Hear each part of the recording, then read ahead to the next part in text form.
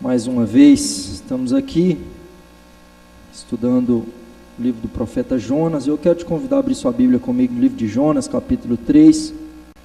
Essa já é a terceira semana. Livro do profeta Jonas, capítulo 3.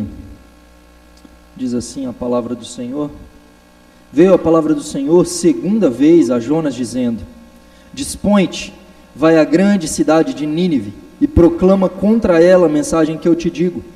Levantou-se, pois, Jonas e foi a Nínive segundo a palavra do Senhor. Ora, Nínive era cidade muito importante diante de Deus e de 3 dias para percorrê-la. Começou Jonas a percorrer a cidade, caminho de um dia, e pregava e dizia: ainda 40 dias e Nínive será subvertida. Os ninivitas creram em Deus e proclamaram um jejum, e vestiram-se de panos de saco, desde o maior até o menor. Chegou essa notícia ao rei de Nínive. Ele levantou-se do trono, tirou de si as vestes reais, cobriu-se de pano de saco e assentou-se sobre a cinza. E fez-se proclamar e divulgar em Nínive, por mandato do rei e os seus grandes: nem homens, nem animais, nem bois, nem ovelhas provem coisa alguma, nem os levem ao pasto, nem bebam água, mas sejam cobertos de pano de saco, tanto os homens como os animais, e clamarão fortemente a Deus, e se converterão cada um do seu mau caminho e da violência que há nas suas mãos. Quem sabe se voltará a Deus e se arrependerá e se apartará do furor da sua ira, de sorte que não pereçamos? Viu Deus o que fizeram, como se converteram do seu mau caminho, e Deus se arrependeu do mal que tinha dito lhes faria e não o fez. Queridos, o tema da mensagem nessa noite é um instrumento nas mãos de Deus, o profeta de pé. Temos visto as 4 posições de Jonas no livro de Jonas. No capítulo 1, ele está de costas, fugindo da presença de Deus. No capítulo 2, ele está de joelhos, buscando a face do Senhor. No capítulo 3, então, hoje que veremos, Jonas está de pé, pregando a palavra de Deus, um instrumento nas mãos do Senhor. Queridos, um homem disposto, disponível nas mãos do Senhor, pode transformar o mundo, pode mudar a história da humanidade. E quando nós nos colocamos de joelhos diante do Senhor, nós podemos permanecer de pé em todas as circunstâncias, em todas as situações. Batalhas são ganhas por meio da oração.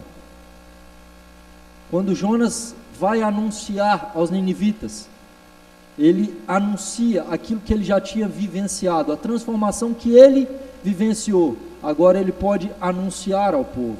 Ele foi trabalhado, transformado por Deus, e agora então ele pode proclamar isso ao povo.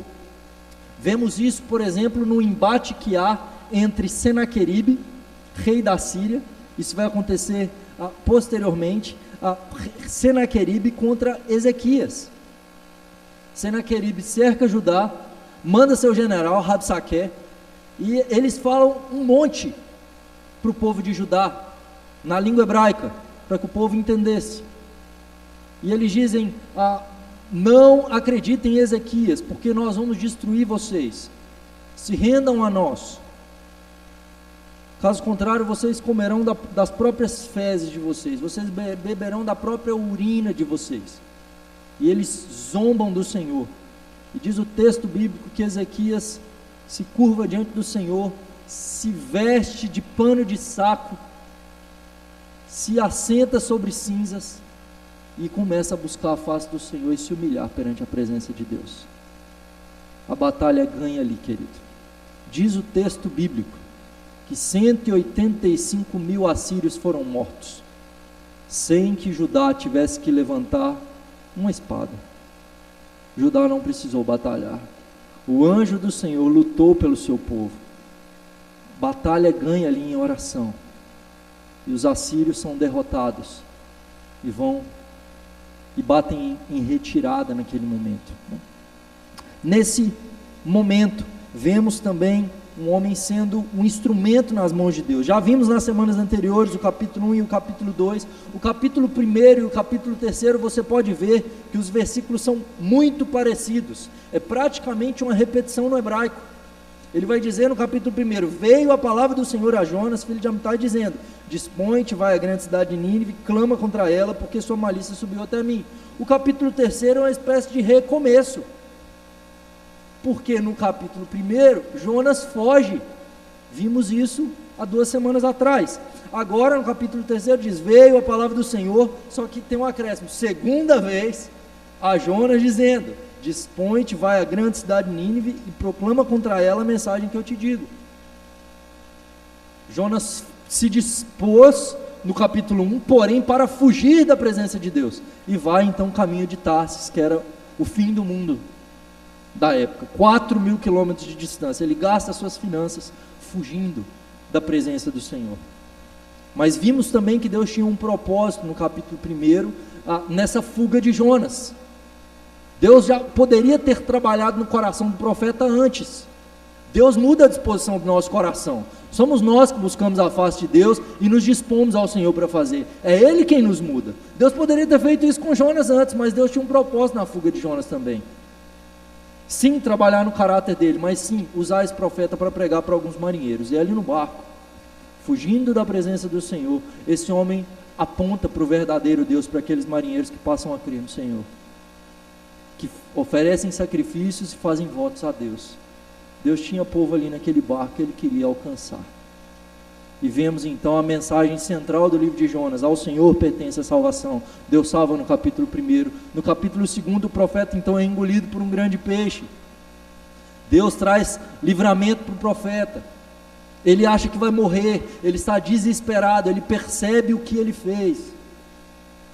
E agora ele se coloca diante da face de Deus, e ele pode então perceber a salvação do Senhor. Ele pode receber essa salvação, ser transformado pelo Senhor, perceber a grandeza de Deus. E agora então no capítulo 3, ele obedece ao Senhor, ele se volta para o Senhor. Primeira coisa então que vemos aqui no capítulo 3, entrando no texto propriamente dito, nós vemos 3 arrependimentos nesse texto. Nós vemos primeiro o arrependimento de Jonas, na prática. Jonas agora, depois de ouvir a palavra do Senhor segunda vez, dispõe-te e vai contra a cidade de Nínive e proclama contra ela. Ele se dispõe dessa vez para obedecer a Deus. Levantou-se, pois, Jonas e foi a Nínive, segundo a palavra do Senhor. Segundo a palavra do Senhor. E aí diz que Nínive era grande e importante diante de Deus. Era uma cidade importante diante de Deus, e muito grande para aquela época, 3 dias para percorrê-la.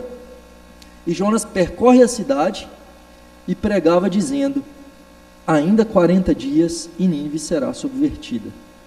Vemos um recomeço, queridos. Capítulo 3, uma repetição do capítulo 1.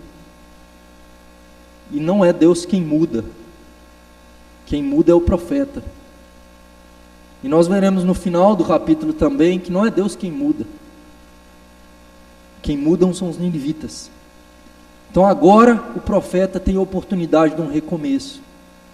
O profeta pode recomeçar. Vimos no primeiro domingo desse mês de janeiro o texto de João capítulo 21, com esse tema, recomeço. Quando Deus dá a oportunidade de Pedro de recomeçar.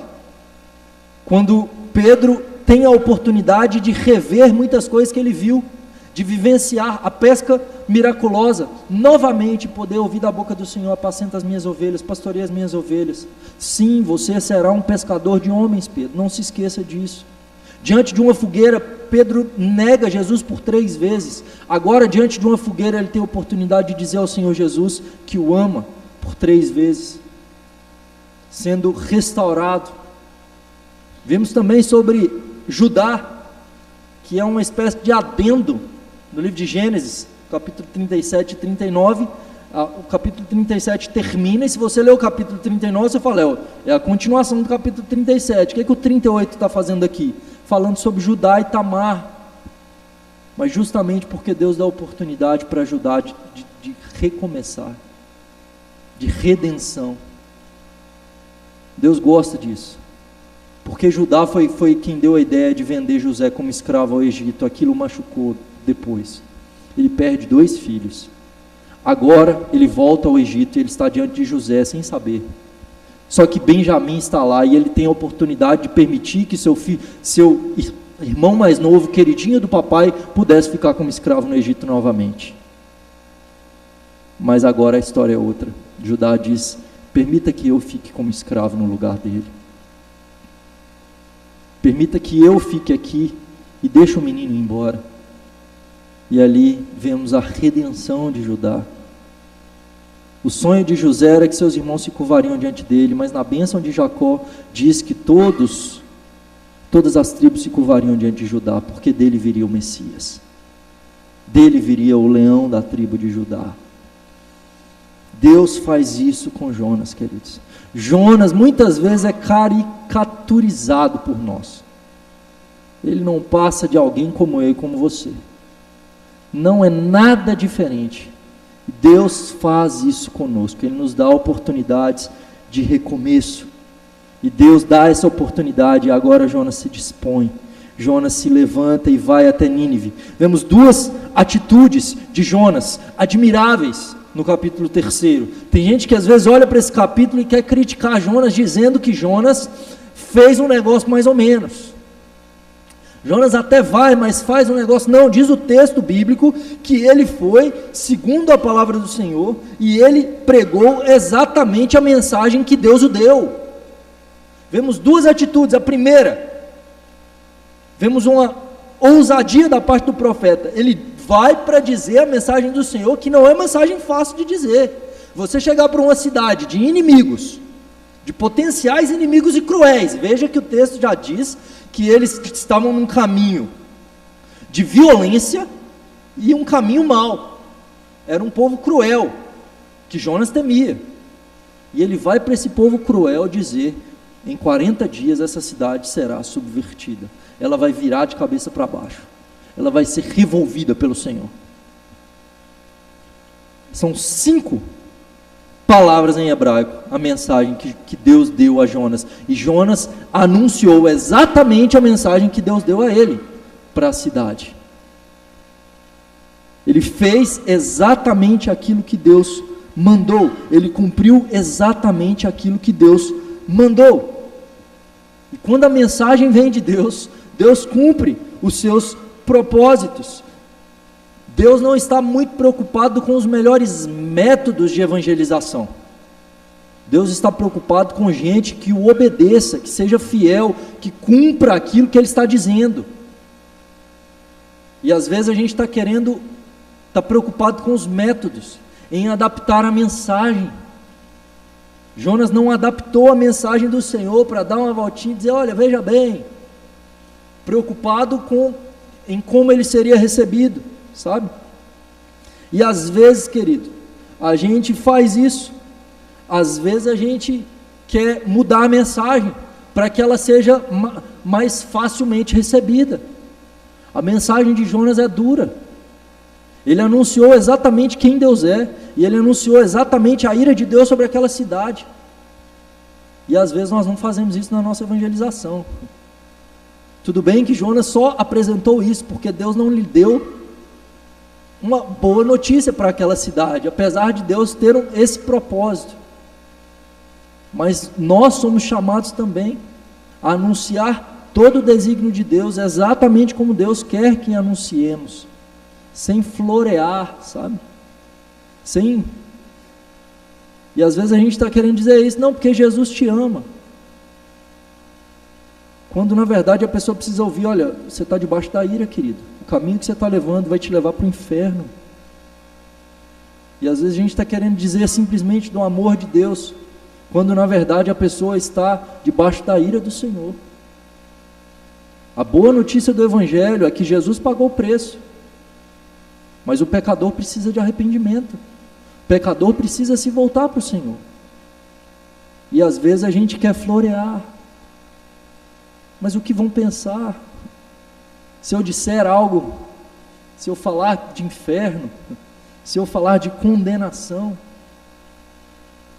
Querido, a boa notícia é essa: as pessoas não precisam ir para o inferno, elas não precisam ser condenadas. mas elas devem ser chamadas ao arrependimento, elas precisam reconhecer que são pecadoras, elas precisam se arrepender, pano de saco e cinzas, elas precisam se humilhar perante o Senhor. É necessário um povo de Deus intrépido, com ousadia, para anunciar a palavra do Senhor. Esses dias eu estava vendo a TV aberta em casa, comprei uma antena, temos 2 televisões lá, só que a gente tem TV a cabo só em uma. E aí eu comprei uma antena e coloquei na sala para pegar alguns canais. E aí, por curiosidade, eu estava passando os canais para ver quais canais tinham. E aí a Marina estava comigo, minha esposa, e aí eu estava contando e ela falando assim: o que você está contando? Eu falei: não, eu estou contando quantos canais tem. E aí tinham 17 canais ali abertos, 9 canais religiosos, passando programação religiosa, 9 de 17, mais da metade aqui em Vitória, passando uma programação aparentemente de Bíblia, aparentemente cristã, nenhum anunciando o verdadeiro Evangelho, nenhum. Muitas vezes a gente acha que está fazendo algo para o Senhor, mas na verdade a gente está deturpando. E quando não anunciamos todo o desígnio de Deus, tudo aquilo que Deus tem para nós, nós estamos fugindo, como Jonas fugiu, no capítulo 1. Em segundo lugar, vemos um segundo arrependimento no texto, agora o arrependimento dos ninivitas. Do verso 5 até o verso 9, nós vemos uma cidade inteira se voltando para o Senhor, depois que a mensagem do Senhor é anunciada a eles.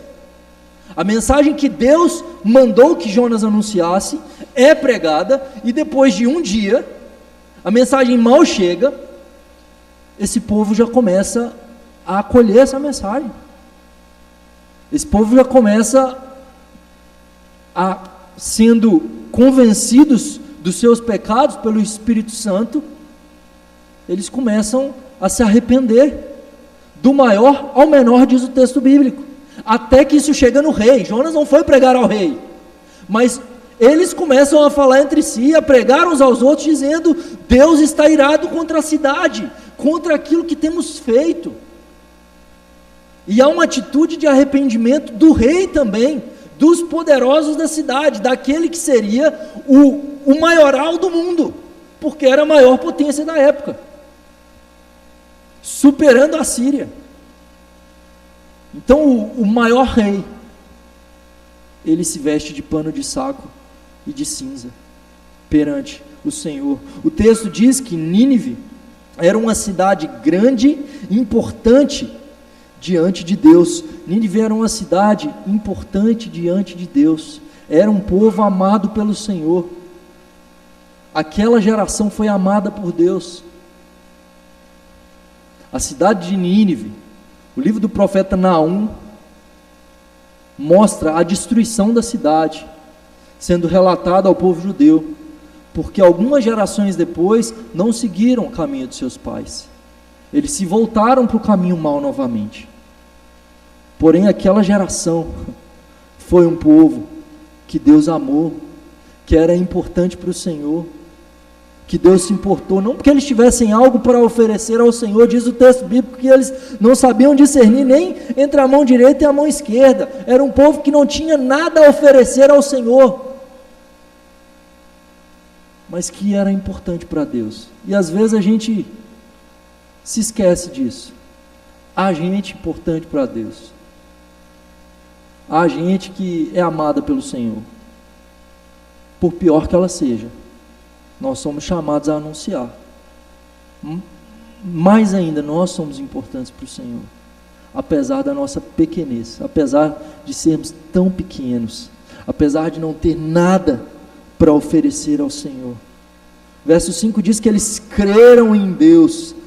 A palavra creram no hebraico é aman,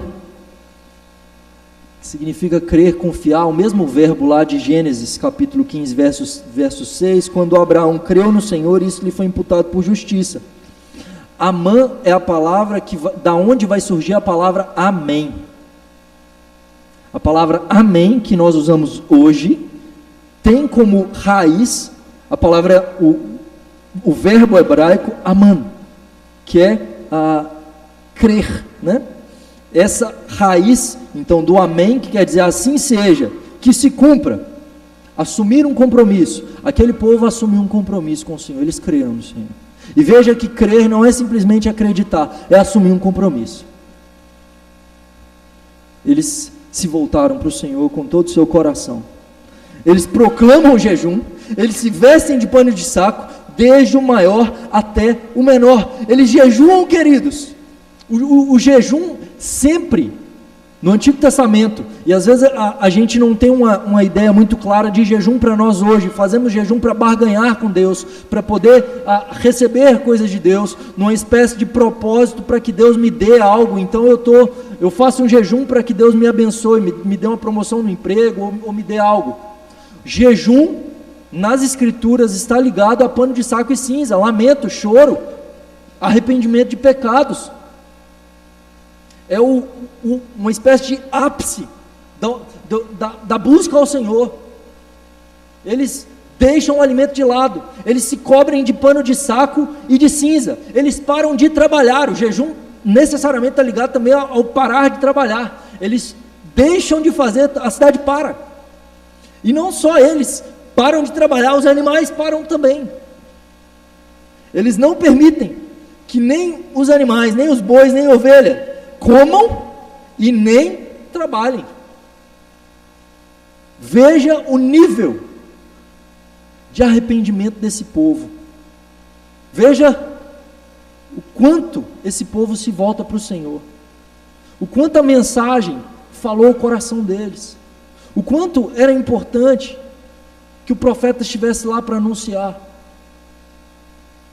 Quantos hoje precisam ouvir a mensagem do Senhor? Estão num caminho de morte e mal sabem disso. Eles mal sabiam disso, queridos. Eles jejuam e eles se vestem de pano de saco.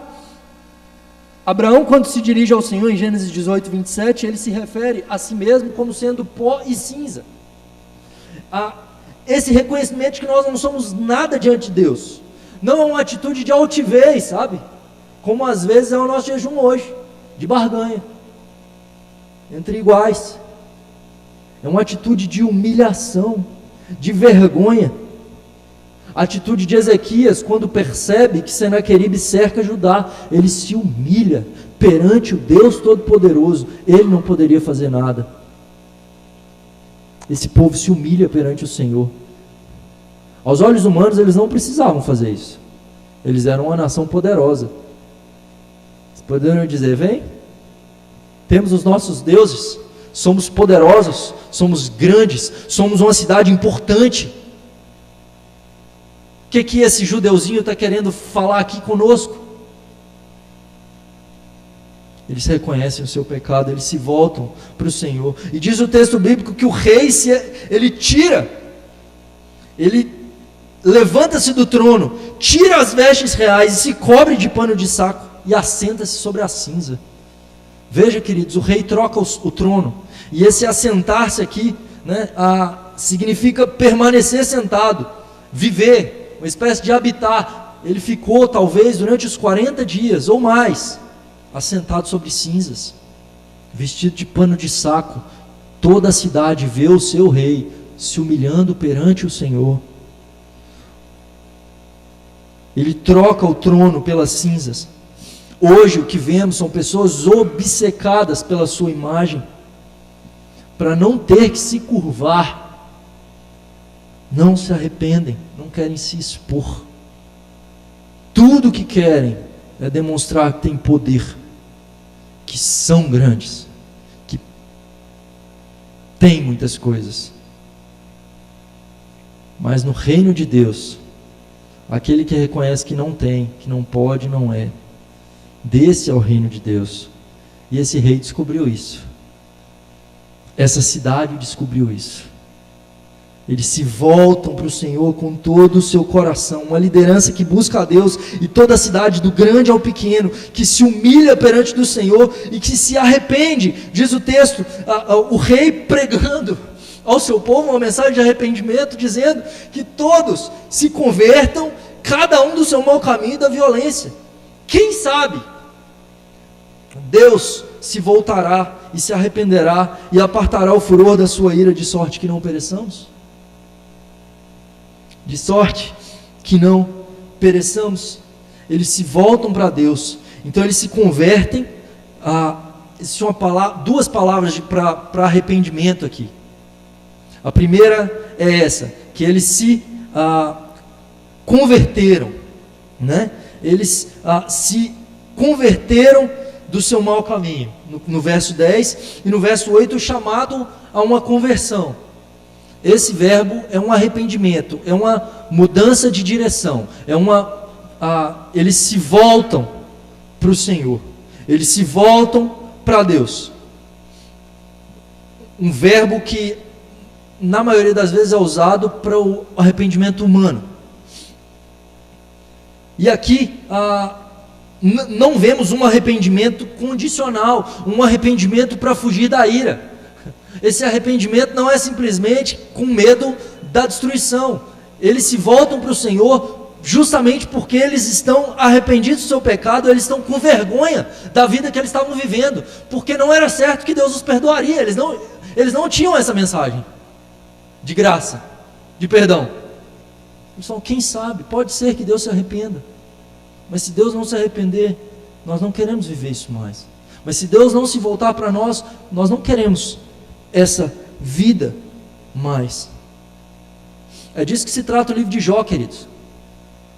Quando Satanás questiona a Deus, mas ele tem tudo. Pode o homem honrar, glorificar, adorar a Deus sem que Deus lhe dê nada? Deus é digno. E em tudo que Jonas passa, ele não amaldiçoa a Deus. Ele constantemente está voltado para o Senhor. E aqui eles estão voltados para Deus sem ter nada, sem ter oferta alguma. Eles entenderam a mensagem, tanto sobre quem é Deus, quanto sobre os seus pecados. E eles têm uma atitude correta para com Deus. Eles se voltam para o Senhor. Eles buscam a salvação de Deus, assim como aqueles marinheiros. Imagine, querido, 40 dias se passam.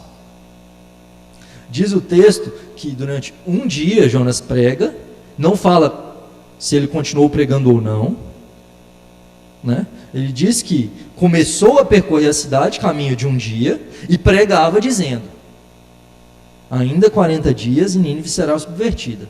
Pregava. Então não é uma atitude acabada, é um processo no passado. Então Jonas pregou àquele povo. E aquele povo, desde o primeiro dia, ouviu, e o texto diz que quando eles ouvem, eles se arrependem. Só que vai passando os dias. Imagine vocês depois do 40º dia. Quando chega o 40º dia, queridos, certamente aqueles homens não estavam fazendo compras no 40º dia. Não havia um casamento marcado no 40º dia. Eles não estavam jogando videogame no 40º dia.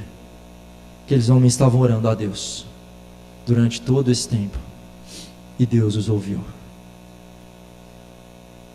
Se você tivesse 40 dias só, e sua vida vai acabar em 40 dias, você viveria da mesma forma que você tem vivido? Quem garante que você tem 40 dias? Tinha um amigo, eu estive fora da igreja durante um período de tempo na minha adolescência, e esse grande amigo, eu saía junto com ele para as baladas, para as festas. Ele era um ano mais velho que eu, e fiquei desviado por um ano e meio, 2 anos mais ou menos, durante a adolescência.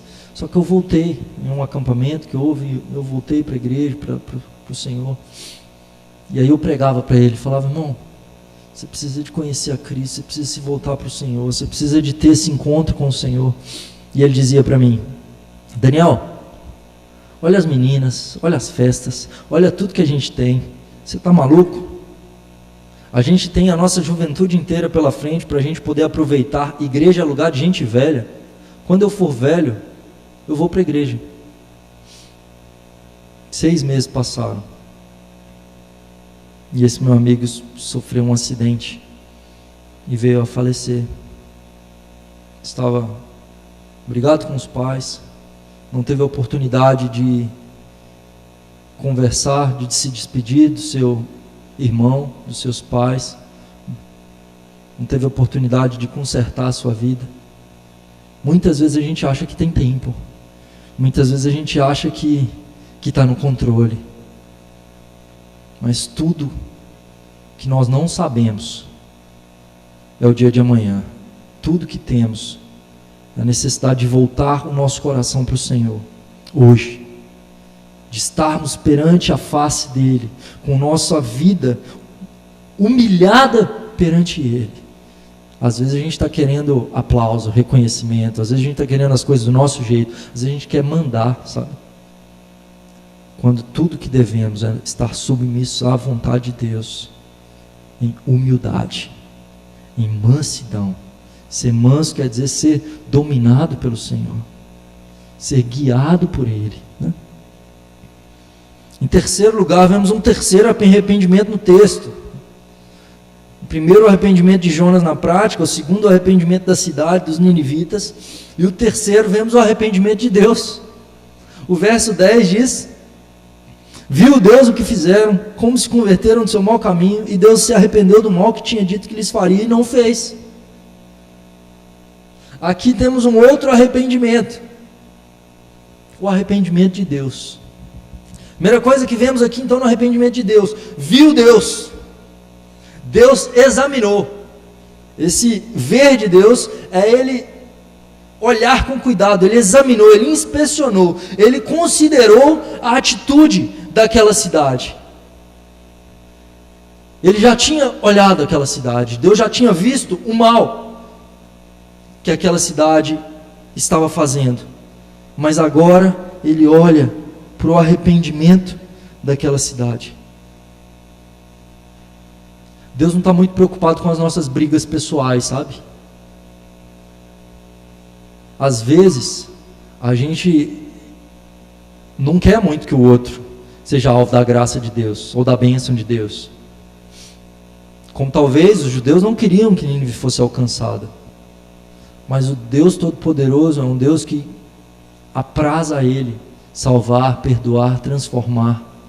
Lá no livro de Josué, no capítulo 5, verso 14 em diante, Josué está às portas de Jericó.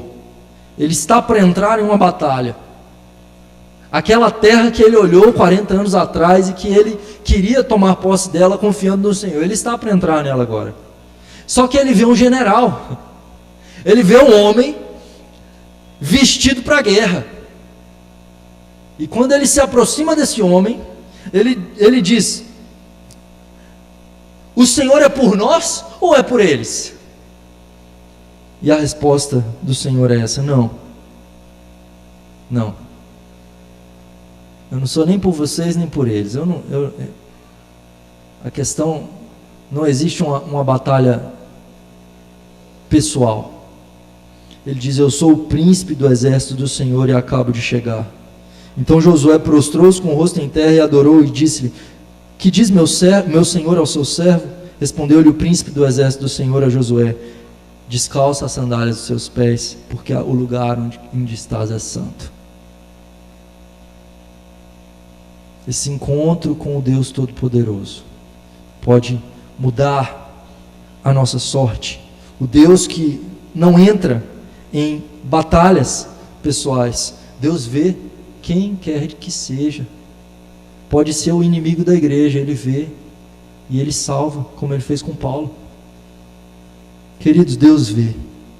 Isso é maravilhoso, mas ao mesmo tempo é terrível, porque Deus vê o nosso coração. sobre a questão de Teodiceia, de por que o mal existe. Uma pessoa perguntou para um pastor chamado Woody Balchan. A pessoa dizia, mas se Deus é bom, por que Ele permite que o mal exista? A pergunta que ele devolve é, exatamente, sendo bom e sabendo todas as coisas, você não deveria estar grato, porque sabendo todo o mal que você maquina, todo o mal do seu coração, Ele ainda permite que você está vivo? Deus ainda não destruiu todo o mal? Deus vê, querido, a maldade do meu e do seu coração. Quando ninguém mais vê, Deus vê. Mas com a mesma vontade, Deus também vê o nosso arrependimento. Deus vê a nossa aflição. Deus conhece a nossa história. Deus ouve a nossa oração. O rosto do Senhor está virado, voltado para nós. E o texto diz que, além de ver como eles se converteram, Deus vê como eles se converteram, o modo, Deus vê o coração, Deus não vê simplesmente a forma. O texto de Oséias, por exemplo, mostra um arrependimento do povo de Deus. O profeta anuncia a palavra do Senhor e diz o texto lá que eles se arrependem. Oséias capítulo 4, verso 6, virou até música, que diz lá assim: vinde, voltemos ao Senhor, porque Ele nos despedaçou. Mas se a gente se voltar para Ele, Ele vai nos sarar. Ele fez a ferida, mas Ele vai ligar a ferida, e Ele vai nos revigorar depois de 3 dias. Só que logo em seguida, nesse texto, Ele diz: que vou fazer para vocês, Efraim? Porque esse arrependimento de vocês é como uma neblina, que aparece por um pouco de tempo. Mas esse arrependimento de vocês não é verdadeiro. É uma busca pelo meu favor, para fugir da condenação, querendo fazer uma barganha. Deus vê o modo como eles se arrependem. Deus conhece o coração deles, assim como Ele conhece o meu e o seu coração, querido. A motivação do porquê fazemos as coisas. E muitas das nossas motivações, na maioria das vezes, são por idolatria, por nós mesmos, por autopreservação, e não para a glória de Deus. Deus vê que esse povo estava querendo o Senhor verdadeiramente, e ele se arrependeu. E aí é uma palavra complicada, né? E aqui não é a mesma palavra lá em cima para arrependimento do povo, é uma outra palavra. E essa palavra que é usada para Deus em outros textos, por exemplo, lá em 1 Samuel, verso 15, capítulo 15, verso 29, diz que Deus não é homem para se arrepender, por exemplo, né? Deus não se arrepende. Porém, no mesmo capítulo 15 de 1 Samuel, 6 versículos para frente, no verso 35, diz que Deus se arrependeu de haver constituído Saul como rei. Deus não se arrepende ou Deus se arrepende? Ali nós vemos que há sentidos da palavra. Então Deus não se arrepende no sentido de que Deus não faz nada errado. Deus não comete equívocos. Então que arrependimento é esse que Deus tem por ter constituído Saul rei? Ele falou: poxa vida, não devia? Não. Isso se chama antropopatismo. Antropos, no grego é homem, e patos, emoção, sentimento. Então é atribuir a Deus um sentimento humano. Dizemos do amor de Deus, dizemos da ira de Deus, dizemos do arrependimento de Deus. Esse arrependimento dessa palavra significa sentir muito, ter compaixão, ter um profundo pesar. Então no caso lá de Saul, Deus, o coração dele cortou, sabe? Lá em Gênesis 6 vai dizer isso: Deus se arrependeu de ter criado o homem, diz que vai destruir, isso cortou-lhe o coração. Então vemos que Deus não está apático. Nesse caso, o contrário. Vemos que quem muda não é Deus. O arrependimento é uma mudança de direção. Não é Deus quem mudam são os ninivitas. Então o que Deus faz? Deus diz que vai fazer algo caso eu haja dessa maneira. Isso é condicional. E na lei sempre tem isso. Se você pegar esse caminho de desobediência, de rebeldia, então eu virei e vou destruir você. Se você se voltar e se converter e me amar e buscar a minha face, então eu vou não farei o mal. Então nesse caso, Deus não faz o mal que Ele havia dito que faria, porque eles se arrependeram. A reação de Deus diante daquele povo, frente ao homem que muda. Deus não muda. se aquele povo não se arrependesse, como acontece algumas gerações depois, poucas gerações depois, o profeta Naum relata isso, ele destrói aquela nação, ele destrói a descendência dessa geração, e Deus não pune aquele povo como eles mereciam. Isso é o que significa misericórdia, Deus não nos punir como nós merecemos. Nós somos merecedores da ira, e o que a graça faz é Deus nos dar o maior presente, a salvação em Cristo. Deus não nos pune como merecíamos. E por que Deus disse que faria e não fez? Deus tinha por propósito salvar aquele povo. O propósito de Deus nunca foi destruir aquele povo. Caso contrário, não mandaria Jonas. Quando Deus quer destruir, Ele destrói. Ele fez isso com Sodoma e Gomorra. Ele fez isso no dilúvio. Nesse caso, o propósito eterno de Deus é de redenção, assim como vemos em todo o livro de Jonas. Deus salvando. Deus salva marinheiros no capítulo 1, salva Jonas no capítulo 2 e salva os ninivitas no capítulo 3. O propósito de Deus é de redenção.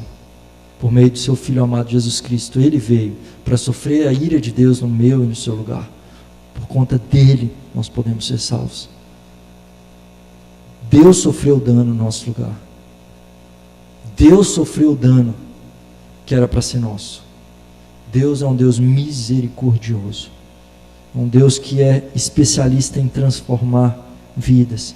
E que deseja transformar a minha e a sua história, para que uma vez sendo transformados pelo Senhor, possamos anunciar essa mensagem a outros, para que outros, também merecedores da ira, possam receber a graça de Deus, por meio de Jesus Cristo. Que Deus nos abençoe.